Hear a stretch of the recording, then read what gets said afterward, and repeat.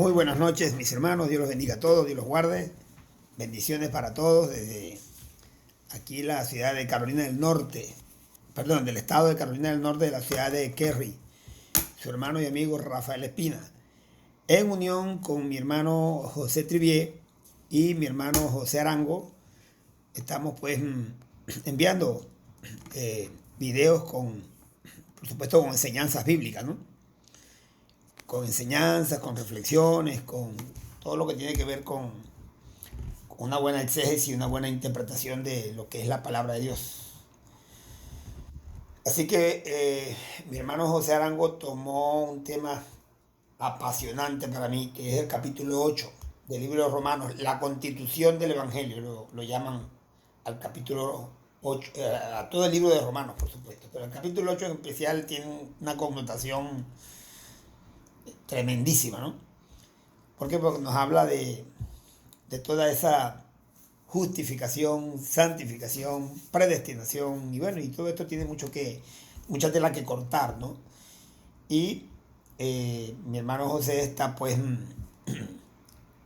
queremos desglosar estos cuantos versículos a partir del 28 hasta el 39.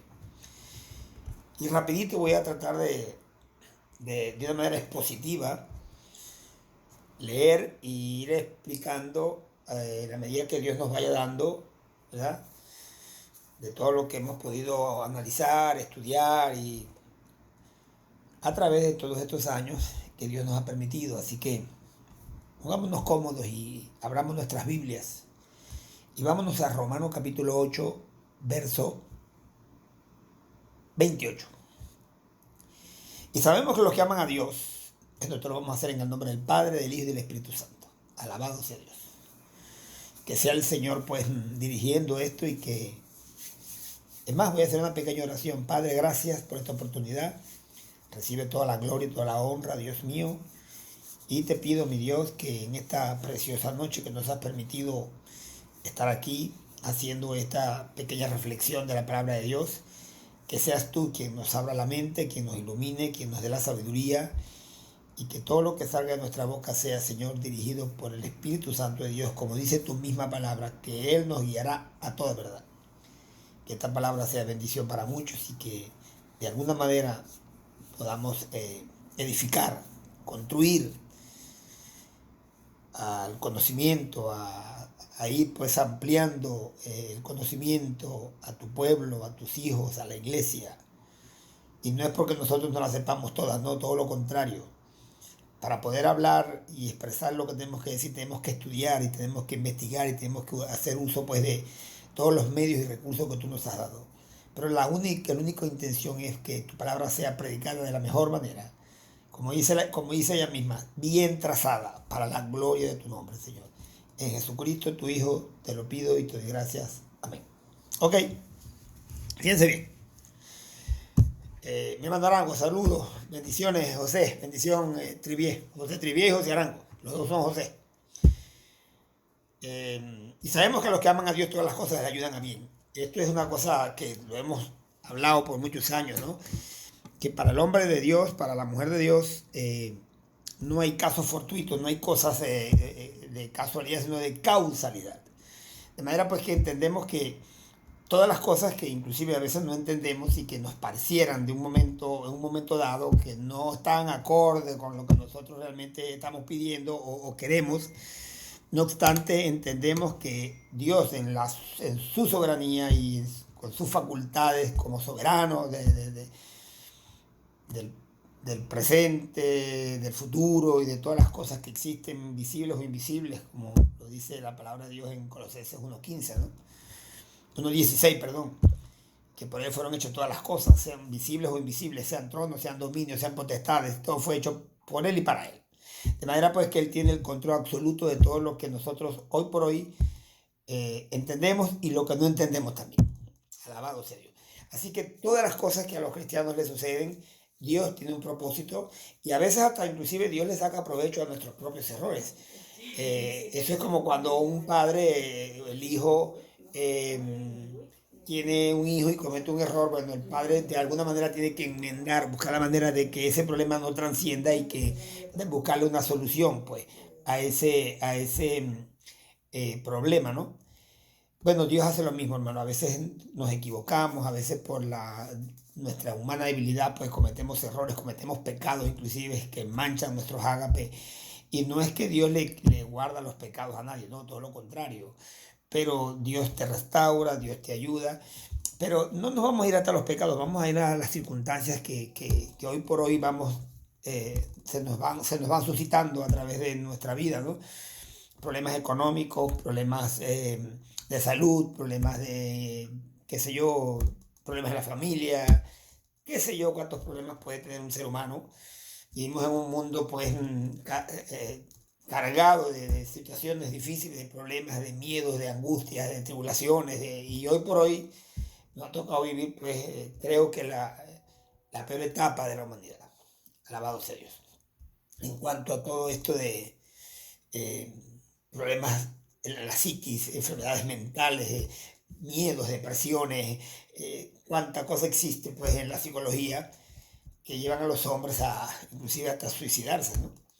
Pero bueno, en el cristiano esto no puede suceder o no debería suceder, aunque hay casos aislados de cristianos que se han suicidado, una cosa que todavía no lo puedo entender.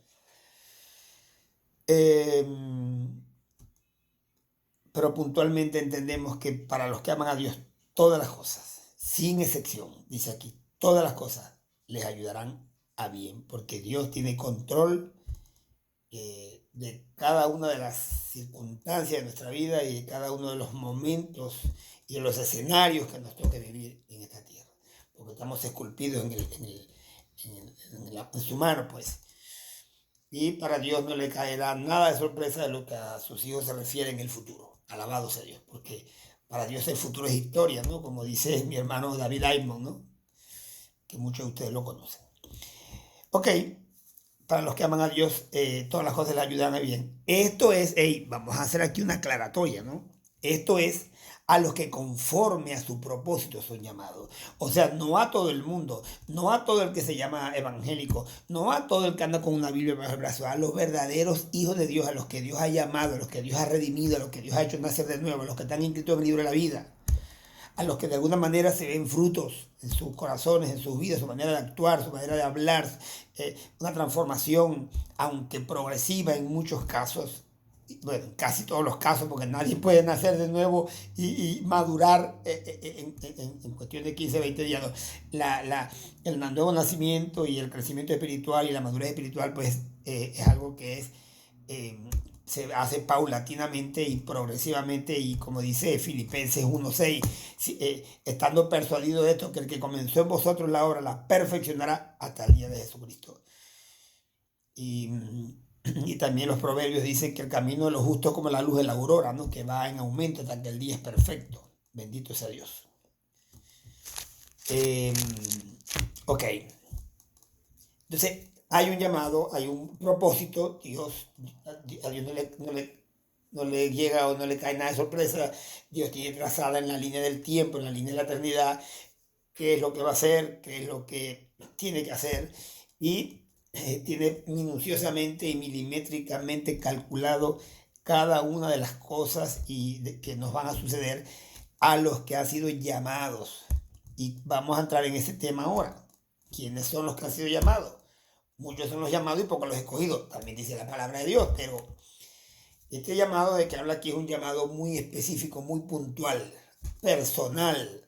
Porque muchos son los llamados, tú puedes hacer un llamado a una multitud, pero no todos van a hacer caso, no todos, una gran parte van a hacer caso omiso de ese llamado, pero sí algunos van a estar interesados en quién los llamó y para qué los llamó, y van a obedecer, van a hacer caso al llamado que se les está haciendo. Amén. Y fíjate, vamos a entrar puntualmente en cada uno de estos versículos para irlos desglosando positivamente, tratando pues de hacer una exégesis y una hermenéutica de la mejor manera. Alabado sea Dios. Fíjense bien. Ok, voy a repetir, y sabemos a los que aman a Dios todas las cosas les ayudan a bien. Esto es a los que conforme a su propósito, porque Dios tiene un propósito. Tú no eres un accidente cósmico. los que hemos sido llamados, los que hemos sido escogidos, los que hemos sido justificados, no somos un accidente cósmico, ya Dios te tenía predestinado para la salvación, alabado sea Dios. Y eso tiene que ver algo, y vamos a entrar en esa materia un poco de lo que es el calvinismo y el arminianismo, ¿no? Que ni tan calvo ni con dos pelucas, como decimos en Venezuela, ¿no? Todo tiene que tener un equilibrio, porque, que bueno, tiene que ser así, pues. Dios es un Dios de orden, alabado sea Dios. Dios no se va a los extremos, pues Dios es un Dios equilibrado.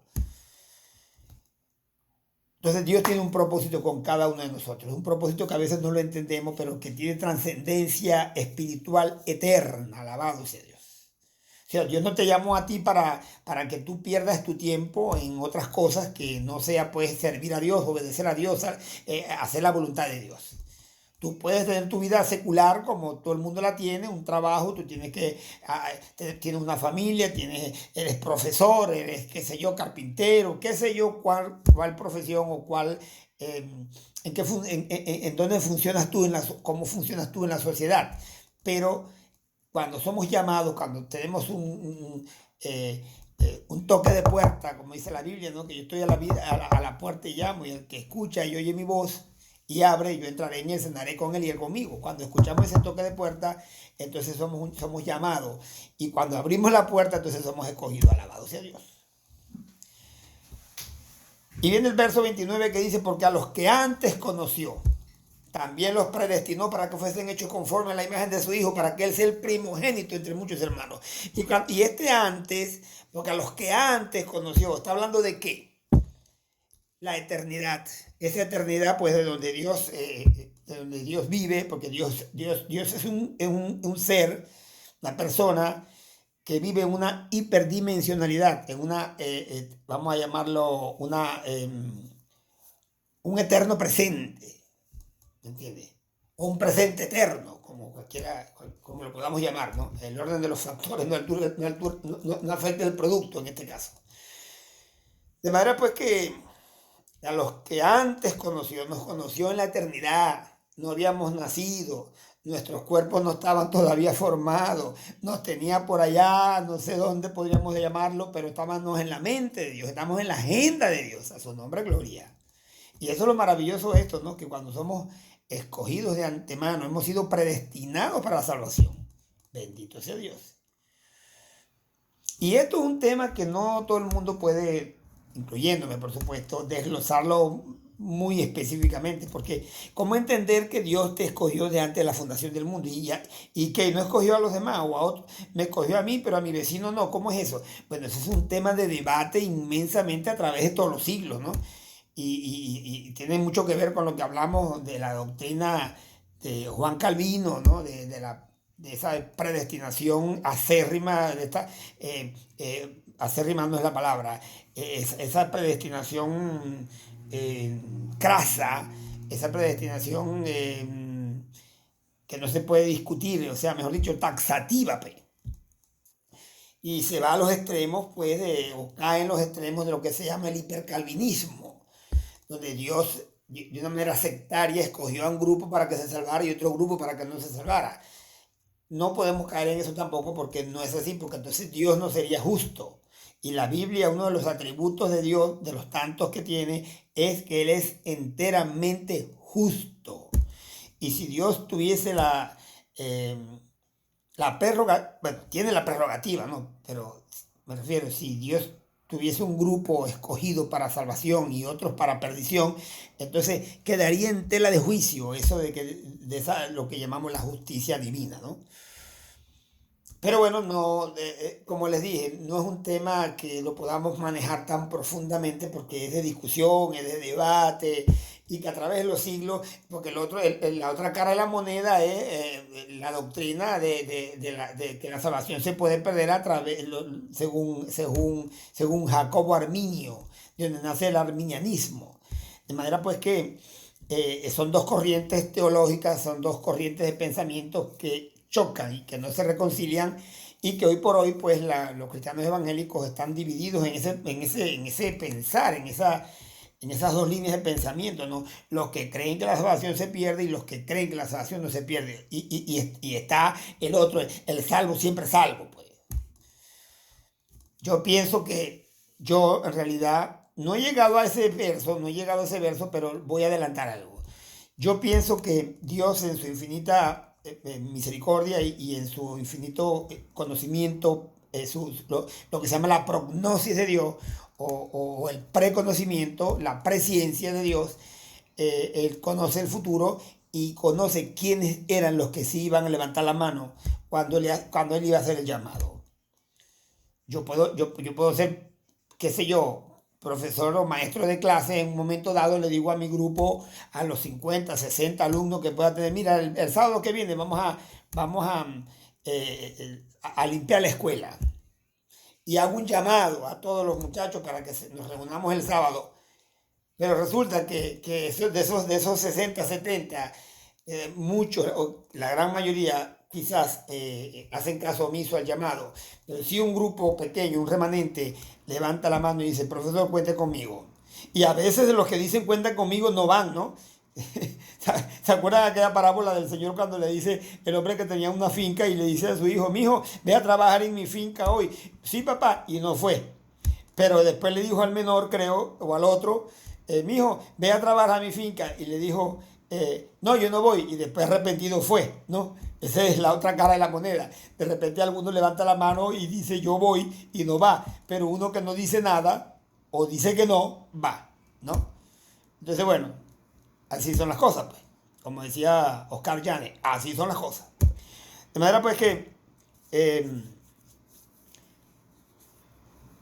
el capítulo, voy a entrar entonces, bueno, mire lo que dice aquí, no he salido el 28. Hay un verso en la palabra de Dios, mira cómo dice, y sabemos que los que aman a Dios todas las cosas les ayudan a bien, esto es lo que conforme a su propósito son llamados. Me voy a ir a Efesios, al libro de Efesios, la carta del apóstol Pablo a los Efesios, capítulo 1, verso 4, donde dice que según nos escogió en Él, en Jesús, antes de la fundación del mundo. Por eso es que digo que nos escogió, nos conoció antes, y a los que antes conoció. Dice, según nos escogió en Él, en Jesús, antes de la fundación del mundo, para que fuésemos santos y sin mancha delante de Él. ¿Correcto? Y me voy a Efesios capítulo 2. Bueno, aquí dice dice, para que fuésemos santos y sin mancha delante de Él, nos escogió para eso, ¿ok? Nos llamó para eso. Pero el capítulo 2, verso 10, me llama la atención porque también, mire lo que dice, porque somos hechura suya, o sea, Dios nos creó, creados en Cristo como modelo. Jesús es el modelo. Por eso Hebreos dice, puesto los ojos en Jesús, el autor, Hebreos 12, ¿no? Puesto los ojos en Jesús, el autor y consumador de la fe. En Él es el modelo a seguir, alabado sea Dios. Entonces dice, porque somos hechura suya, creados en Cristo como modelo, eso lo añado yo, en Cristo Jesús, para buenas obras, para que obremos conforme a Cristo, como obró Cristo, las cuales Dios preparó de antemano allá en la eternidad para que anduviésemos en ella. O sea, Dios no te llamó a ti para que tú andes en pecados y tú sigas viviendo una vida al garete como muchos, pues, como anda el mundo, ¿no? Y por eso Romanos capítulo 12, verso 2, dice que no nos conformemos a este mundo, sino que seamos transformados por medio de la renovación de vuestro entendimiento, para que comprobéis cuál sea la buena voluntad de Dios, agradable y perfecta. Y el capítulo 4, verso 23 de Efesios también recalca sobre ahí, y dice, renovaos en el espíritu de vuestra mente. Alabado sea Dios. Tenemos que cambiar nuestra manera de pensar, nuestra forma de ver las cosas, las perspectivas que tenemos de una manera equivocada y que no vemos más allá de nuestras narices porque estamos ensimismados en nuestros pensamientos y somos incapaces de ver lo que Dios está haciendo o puede hacer o está haciendo en el futuro para nuestras vidas. Entonces andamos, ¿cómo se dice? Con la mente pues nublada, ¿no? De eso se trata, renovados en el espíritu de nuestra mente. Y Dios nos llamó fue para eso. Ahora bien, fíjate eso. Fíjate esto. Y seguimos aquí en Romanos. Dice, porque a los que antes conoció, allá en la eternidad, también los predestinó para que fuesen hechos conforme a la imagen de su Hijo. Para que Él sea, ¿para qué? Para que Él sea para que seamos conforme a la imagen de su Hijo, para que Él sea, Jesús, el primogénito de entre muchos hermanos. ¿Qué es un primogénito? Un primogénito es el hijo mayor.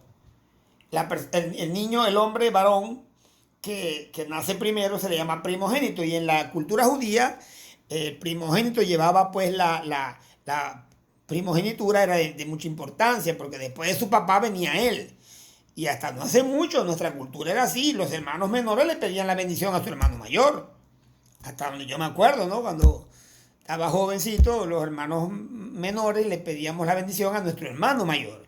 Esa primogenitura tenía mucha importancia porque una vez que era la mano derecha del padre y que una vez que el padre dejaba de tener sus funciones vitales bien coordinadas o moría, en el peor de los casos, quien asumía la responsabilidad del hogar, de cuidar a su madre y de cuidar a sus hermanos menores, era el hermano mayor, o sea, el primogénito. De manera pues que Jesucristo viene siendo el primogénito, es el primogénito entre muchos hermanos, o sea que Él es nuestro hermano mayor. Alabado sea Dios. Entonces no le pedimos, tenemos que pedir la bendición. ¿Y cuál es la bendición? Bueno, que nos bendiga y que nos proteja y que nos guarde y que nos provea y que nos cuide. Bendito sea Cristo. Entonces, viene el verso 30, mire lo que dice. Y a los que predestinó, o sea, a los que conoció antes y los predestinó para que fuesen hechos conforme a la imagen de su Hijo, a los que predestinó, a estos también llamó. Los predestinó allá en la eternidad, en su mente. Los escribió en un libro y dijo, estos son mis hijos. ¿Por qué? Porque estos son los que van a hacer caso al llamado que yo voy a hacer. Alabado sea Dios. Es como si el profesor que llamó a los alumnos supiera de antemano quiénes eran los que iban a decir que sí. Por supuesto, en este caso, la única manera que supiera es que ellos se lo dijeran previamente, pero en este caso Dios a través de su prognosis, a través de su presencia, no de su presencia, sino de su presencia y su preconocimiento, conoce el futuro y sabe quiénes eran los que sí iban a decir, heme aquí Señor, yo iré. Alabado sea Dios. Entonces, a los que predestinó, a los que conoció allá, los predestinó. A esto también llamó. ¿Cuándo te llamó? El día que tú escuchaste el Evangelio y escuchaste la voz del Espíritu Santo llamándote y que te convenció de pecado, de justicia y de juicio, y tú aceptaste a Cristo como Señor, te arrepentiste de tus pecados, bendito sea Dios, y entonces el Espíritu de Dios vino a hacer morada en ti y resucitaste de entre los muertos, como dice Efesios capítulo 2, ¿no? Permítamelo leerlo rapidito aquí. Me encanta este verso, ¿no? Cuando dice, y Él os dio vida a vosotros cuando estabais muertos en vuestros delitos y pecados, en los cuales anduvisteis en otro tiempo siguiendo la corriente de este mundo, conforme al príncipe Satanás, el príncipe de la potestad del aire. Y dice, a mí me gusta aquí, porque dice, el espíritu que ahora opera en los hijos de desobediencia. Y esa palabra opera es la palabra energeo en el griego, donde viene la palabra energía. O sea que nos energizaba y energiza con poderes espirituales y lleva cautiva las mentes. Y aquí en el capítulo 2 sigue hablando. Dice, por ejemplo, me dice aquí, dice en el verso 3, dice, entre los cuales también todos nosotros vivimos en otro tiempo en los deseos de nuestra carne, haciendo la voluntad de la carne y de los pensamientos. O sea, esa fuerza diabólica controla los pensamientos de los seres humanos. Por eso es que nos manda la Biblia a nacer de nuevo y a cambiar nuestra manera de pensar. Para que podamos ser personas distintas al estándar de los seres humanos, que es un estándar pecaminoso, completo, fallido, y por ende reo de muerte. Entonces, seguimos aquí en el verso 30. Y a los que predestinó allá en la eternidad, y a esto también llamó, y a los que llamó a esto también justificó. Ahora fíjese bien, algo que me llama la atención, ¿no? Supongo que ustedes también. A los que predestinó en pasado, pretérito, a esto también llamó en pretérito. O sea, te llamó, y después que te llamó y que tú hiciste caso al llamado, que te perdonó, te justificó, Él llevó nuestros pecados, Él llevó nuestra culpa, Él tomó nuestro lugar, de manera pues que te imputa su justicia y tú le imputas tu culpa a Él. ¡Wow! ¿No? Como dice en 2 Corintios 5:21, al que no conoció pecado, por nosotros lo hizo pecado, para que nosotros fuésemos hechos justicia de Dios en Él. De manera pues que nos justificó. Y Romanos capítulo 5, verso 1 dice, justificados pues por la fe, tenemos paz para con Dios. Y esa palabra justificado, ¿qué quiere decir? Absuelto, perdonado, indultado de cualquier culpa, alabado sea Dios. Ahora somos ¿cómo se llama? Personas justas delante de Dios, como si como si nosotros no hubiésemos pecado nunca. ¿Por qué? Porque hubo alguien que pagó ese rescate. Y voy a entrar ya en materia con eso también, ¿no? Fíjense bien. Y a los que llamó también justificó, nos libró de la muerte eterna, nos libró de la justicia divina. Porque hay una justicia, vamos a hablar de dos justicias, la justicia de Dios para salvación, de la justificación y la justicia para juicio, que es lo que se llama el juicio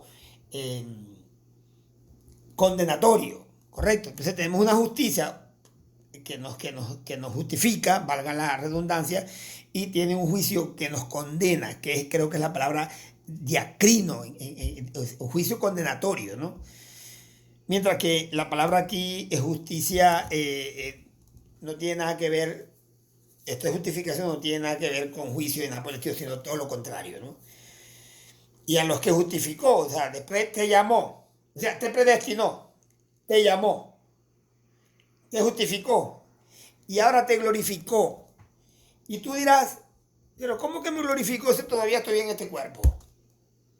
Claro, vamos, creo que Efesios capítulo 2, si no me recuerdo, verso 6, nos aclara eso, ¿no? Dice,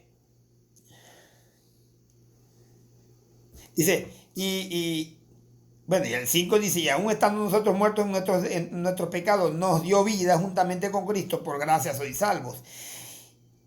Y juntamente con Él nos resucitó. O sea, puede ser que pasamos de muerte a vida, ¿no? Y nacimos de nuevo. Nos resucitó y asimismo nos hizo sentar en lugares celestiales con Cristo. O sea, para los efectos de Dios, cuando Dios te llamó, te predestinó, te llamó, te justificó y te glorificó, es porque para los efectos de Dios, su pueblo, sus hijos, la iglesia, está sentada ya en lugares celestiales con Cristo. O sea, ya para los efectos de Dios, tú estás en el cielo reinando con Cristo, alabado sea Dios, aunque todavía estamos aquí, pero para los efectos de Dios, ya hemos sido glorificados. Porque si no fuese así, ¿por qué el apóstol Pablo, o sea, por qué el Espíritu Santo en boca del apóstol Pablo dice que ya nos glorificó? O sea, lo habla en pasado. Porque en el peor de los casos sería, los glorificará. Correcto, hablaría en futuro. Pero no habla en pretérito, o sea, en pasado, porque ya fue hecho, ya para los efectos de Dios, tú y yo estamos sentados en lugares celestiales con Cristo. Alabado sea Dios. Entonces yo pienso y digo, quiere decir entonces que cuando Dios cuando me llamó y me justificó, me salvó, y en ese momento me quitó mi nombre del libro de la muerte, vamos a llamarlo de esa manera. Eso no lo dice la Biblia, pero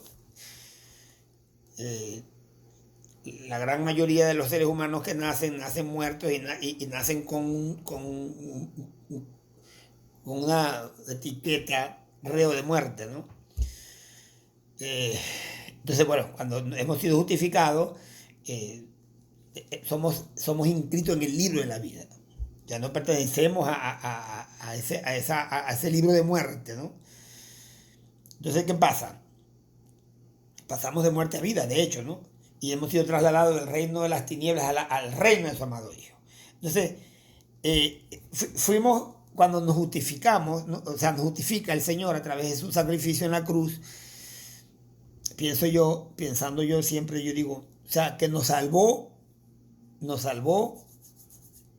allá en la eternidad, cuando nos predestinó. Nos salvó aquí cuando nos llamó. Entonces dice, ¿y por qué? Porque ¿cuáles son los pasos? Justificación, cuando te justifica, santificación y redención. O sea, el último paso, ya cuando resucitaremos entre los muertos y ya nuestro cuerpo será inmortal, tal cual como Jesucristo es, como dice primera de Juan capítulo 3. Primera de Juan capítulo 3 verso 1, que aún no somos lo que hemos de ser, pero sabemos que cuando Él se manifieste seremos semejantes a Él, porque le veremos tal y como Él es. Y el salmista David también dice uno de los salmos, creo que en el 75, cuando dice que en el 73, perdón, cuando dice que resucitará conforme a su imagen. Alabado Dios. Y el mismo Job también lo habla, ¿no? Entonces, cuando ya eso ya ha pasado, eso se llama la redención total, o sea, el finiquito, pues.